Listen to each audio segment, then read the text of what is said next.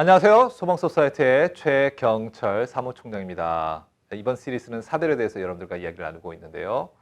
오늘은 사별하신 분들을 어떻게 하면 도와줄 수 있는지 여러분들과 이야기를 나누고자 합니다. 사별하신 분들에게 해야 할 일이 있고 또 하지 말아야 될 일이 있어요. 옆에 사별해서 슬퍼하시는 분들이 있는 거 사실은 정말 힘이 듭니다. 왜냐하면 무슨 말을 어떻게 해야 될지 모르겠거든요. 누가 사별했다고 하면은 전화 걸을 때 마음의 준비를 해야 돼요. 전화해서 뭐라고 위로의 말을 전하지? 어떤 말을 해야지 좋을까? 하는 생각을 늘 갖게 됩니다. 그래서 오늘 이 시간을 통해서 여러분들이 사별하신 분들에게 어떻게 도와줄 수 있는지에 대해서 구체적으로 이야기를 나누고자 합니다. 첫 번째로 우리가 도와줄 수 있는 방법은요, 옆에 있어 주기입니다. 여러분, 사별하신 분들에게 내가 무언가 해서 무슨 말을 해서 위로해 주려고 하는 것보다는 그 옆에 같이 앉아서 같이 슬퍼해 주고 울어 주는 것이 가장 큰 위로입니다. 그러니까 여러분, 무언가 해줄 생각을 하지 마시고요. 옆에 같이 시간을 조용히 보내주시는 것이 가장 큰 도움입니다. 그리고 조용하고 슬픈 분위기를 견디는 거예요. 가만히 앉아서 울고 있고 그러면 뭔가 해줘야 될 것 같아요. 뭔가 어떠한 말을 해야 할 것 같아요. 그런 것이 아니라 조용할 때는 분위기가 어색하고 그것을 피하고 싶어요. 그렇지만은 그럴 때일수록 여러분 조용히 옆에 있는 거 굉장히 중요합니다. 그리고 정지하지 않고 그 자체를 받아주며 들어주기입니다. 예를 들어서 그분들이 막 화를 낸다. 의사에 대해서 왜 그 사람들이 치료를 못했는가? 아니면 왜 남편이 아내가 미리 준비하지 못하고 떠나갔는지, 어떤 분들은 왜 나에게 질병에 대해서 이야기를 안 했는지, 왜 평소에 건강하게 운동을 안 했는지, 그거에 대해서 화를 내거나 막 그렇게 말씀하시는 분들이 계세요. 아니면은 하나님에 대해서도 굉장히 분노를 가지시는 분들도 많이 계십니다. 그런데 옆에서 그렇게 하면 안 되지, 그런 말을 하면 안 되지, 그렇게 자꾸 말씀하시는 것보다는 경청을 해주는 것이 굉장히 중요합니다. 왜냐하면 말하시는 분들도 알아요. 그렇지만 그 마음의 상태가 되면은 그런 분노나 아니면 그런 생각들을 할 수가 있는 것입니다. 그러니까 그것을 지금 이 사람이 마음에 상처가 있기 때문에 이런 말을 하는구나 하고 여러분들 이해해 주시면 되겠습니다. 그리고 돌아가신 분에 대해 편안하게 이야기할 수 있도록 도와주시기 바랍니다. 그러니까 그 돌아가신 분에 대해서 이야기를 나누면 그 사람이 더 슬퍼할 것 같다고 우리가 생각을 하는데 물론 슬픕니다. 아픕니다. 그렇지만은 그분들과 같이 있어서 좋았던 일, 그리고 그분들이 좋은 일을 했던 것들, 좋은 추억들에 대해서 이야기를 나누면서 여러분들 시간을 보내는 것도 굉장히 큰 도움이 됩니다. 어떨 때는 그 돌아가신 분이 정말 좋지 않은 일을 많이 하시고 가신 분들도 계세요. 그런데 그런 분들에 대해서도 정직하게, 솔직하게 이런 일들이 있었지 하고 여러분들이 이야기 나눈 것 굉장히 중요합니다. 이야기를 남으로써 내 안에 있는 상처들이 아물게 되고 이야기를 함으로써 내 안에 있는 그 모든 감정들이 표현함으로 말미암아 그 아픔이 줄어들 수 있게 되기 때문입니다. 그리고 실질적으로 필요한 것을 도와주시기 바랍니다. 그러니까 사별하신 분들이 아이들이 있으면은 아이를 봐줘서 그분들이 또 본인들이 애도할 수 있는 시간을 갖게 한다든지, 요리를 한다든지, 청소하든지, 장을 본다든지 그런 실질적인 일을 해주시면 좋겠어요. 이렇게 말들을 많이 해요. 전화나 메시지로 뭐 필요한 거 있으면 꼭 연락해. 여러분, 절대로 그분들이 연락하기가 힘들어요. 배고팠을 때 밥 좀 해줘. 아니면은 지금 애 좀 봐줘. 그렇게 실질적으로 말하기가 굉장히 힘이 듭니다. 그러니까 여러분들 그분들이 도와달라고 하기 전에 먼저 전화해 주시고, 먼저 그냥 음식 싸들고 가서 냉장고에 넣어 주시고, 먼저 내가 애들 발 테니까 나가 있든지 산책하고 오라고 그렇게 먼저 말해 주시면 좋겠습니다. 그래서 교회나 여러 단체에서도 만약에 그런 사별하신 분들이 있으면 돌아가시면서 그렇게 도와주시면 좋을 것 같고, 어떨 때는 혼자 밥을 먹는 거 굉장히 힘들어요. 평생 40년, 50년을 같이 밥 먹는 사람이 있었는데 밥을 먹는 사람이 없으면 혼자 먹을 때 굉장히 힘들거든요. 그러니까 여러분 찾아가서 같이 밥을 먹어주는 것도 큰 도움이 될 수가 있습니다.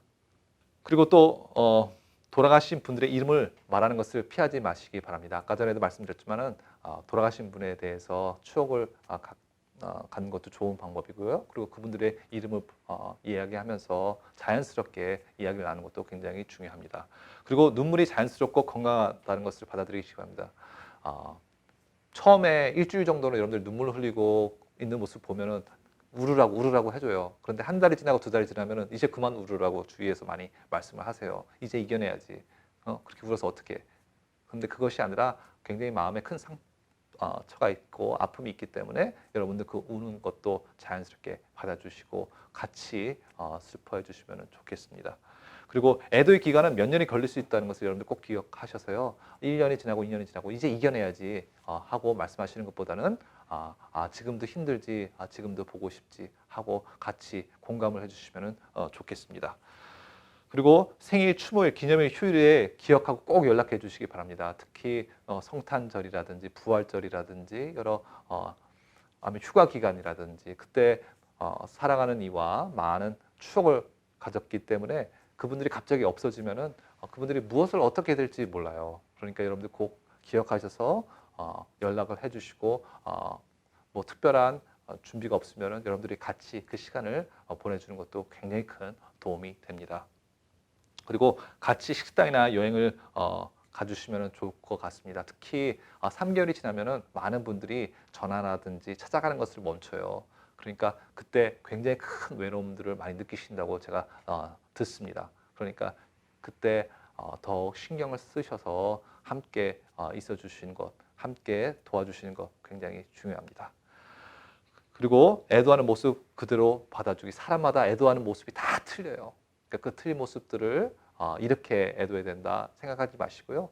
그 애도하는 그 방법에 대해서 여러분들이 받아주시면 좋을 것 같습니다. 그러면은 하지 말아야 될 것이 있습니다. 무엇을 하지 말아야 될까요?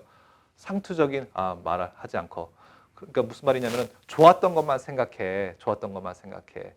여러분들 살아가면서 어떻게 좋았던 것만 있을 수가 있습니까? 어떤 분은 남편이 어떻게 생명보험 안 해놓고 죽을 수가 있냐고 막 화를 내시는 분도 있었거든요. 그러니까 그런 것도 여러분들 자연스럽게 받아주시기 바랍니다. 그리고 또 이런 말씀하시는 분들이 계세요. 아이를 잃은 부부한테 너 또 아이를 가질 수가 있잖아. 아직 젊잖아. 하고 말을 합니다.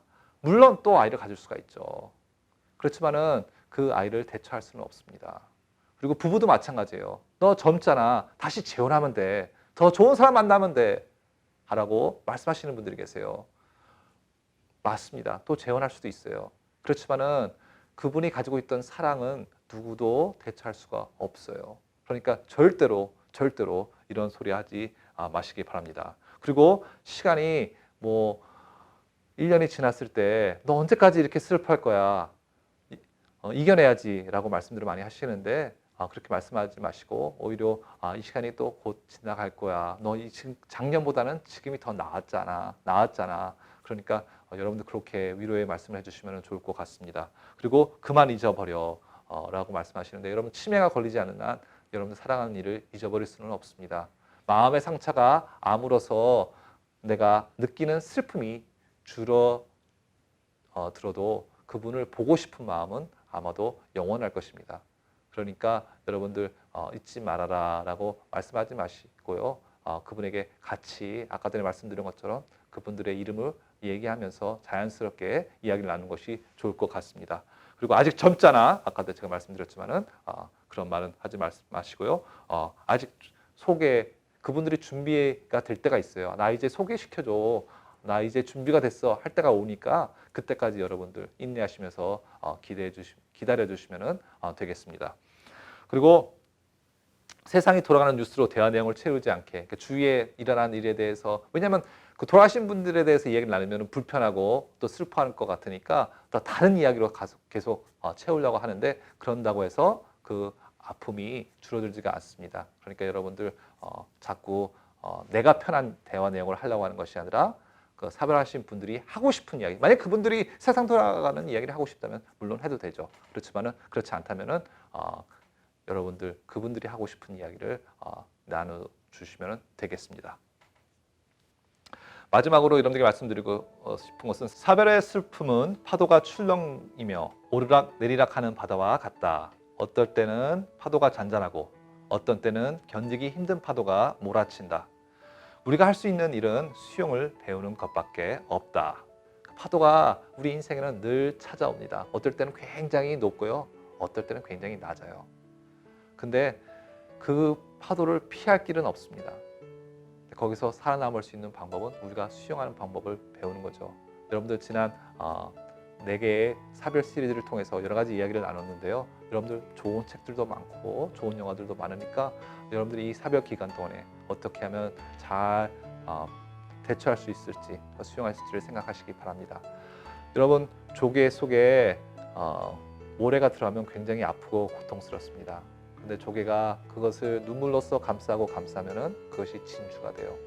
여러분들 마음속에 가시와 같은 모래와 같은 아픔이 있을지라도 눈물로써 아픔을 견디게 되면은 그것이 아름다운 추억으로 변하고, 여러분들이 그 사별하신 분들을 생각했을 때 지금은 모래알처럼 굉장히 아프지만은 시간이 지난 후에는 진주와 같아서 그분들을 생각하실 때 마음이 오히려 위로가 되고 힘이 되고 또 여러분들에게 좋은 추억들이 된 것을 저는 의심치 않습니다. 그러니까 여러분들 힘내시고요.